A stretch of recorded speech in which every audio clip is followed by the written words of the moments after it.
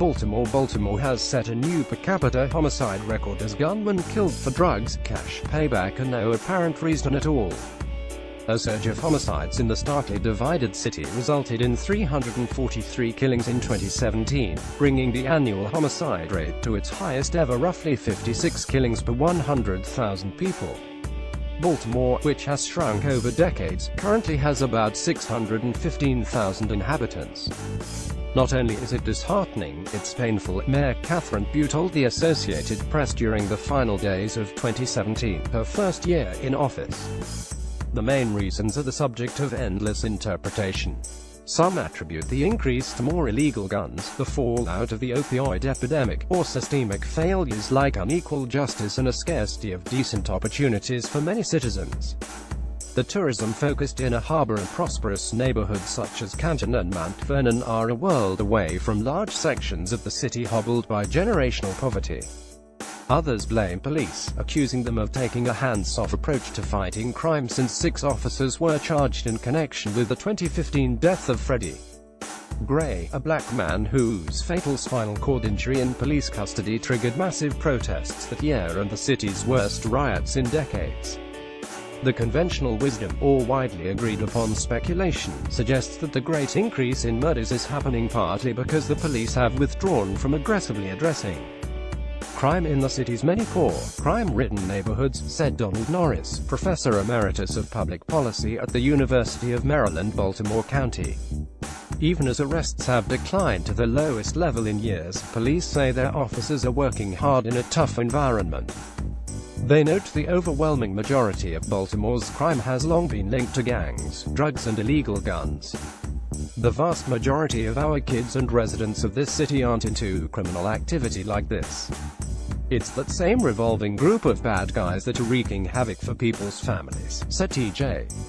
Smith, the chief police spokesman, whose own younger brother was the city's 173rd homicide victim in 2017.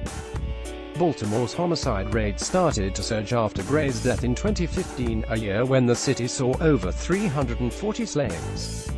There's been a depressingly steady march of killings since. Violent crime rates in Baltimore have been notoriously high for decades, and some locals sardonically refer to the city as Baltimore due to the annual body count. But prior to 2015, Baltimore's killings had generally been on the decline. Before rates in recent years eclipsed it, Baltimore's homicide rate had peaked with 353 killings in 1993, or some 49 killings per 100,000 people. Baltimore had over 700,000 inhabitants back then, making the per capita rate lower than in 2017. Patrick Sharkey, a sociologist at New York University, described Baltimore as a place where there is an urgent need to make sure that neighborhoods do not continue to fall apart and the population doesn't give up on the city. Pugh, who took office as mayor in December 2016, said her year-old administration is focused on reducing crime, boosting police recruits, and improving long-neglected neighborhoods.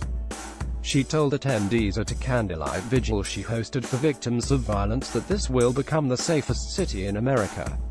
Attending the vigil were Norman and Devon Armstrong, who struggled for words to describe the heartache since losing their son, Sean, to gun violence. The working family man, a 31-year-old father of 3, was fatally shot at a Baltimore car wash in September. His murder is unsolved. The kids out there with guns don't care about anything, said Norman Armstrong, the pain of grief etched on his face. Among the names behind the 2017 numbers is Jonathan Tabash, a 19-year-old college student who embodied the best hopes of his Baltimore community. They say the sophomore at Morgan State University was shot to death deck 18 after stumbling onto a robbery in progress outside a convenience store near his family's home. Erica Alston Buck, who founded the Kids Safe Zone Community Center in the rough Sandtown Winchester neighborhood, said concentrated poverty must be addressed, and a measure of healing has to take place in order to truly tackle high rates of violence in Baltimore. Hurt people, no one's doing anything to close those holes in the souls, she said. As long as no one does that, nothing is going to change.